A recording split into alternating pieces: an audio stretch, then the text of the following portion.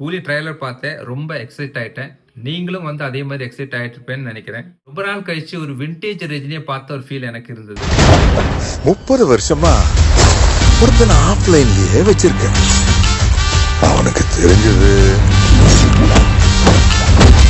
Speciality என்னன்னு பார்த்தீங்கன்னா, இதுல வந்து ரஜினி சார் வந்து ஒரு கேங்ஸ்டரா நடிக்கிறாரு. நல்ல ஒரு இயக்குனர்கிட்ட ஒரு நல்ல ஹீரோ கிடைச்சா எப்படி யூஸ் பண்ணியிருப்பாங்கிறது வந்து கூலியில வந்து ரஜினியை யூஸ் பண்ற விதத்தில் பார்த்தா தெரியும்.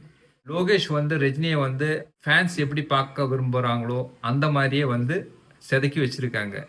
அதே வாக்கு, அந்த ஸ்டைலு தெரிஞ்சிருந்தோ என்கிட்டயே விளையாடு.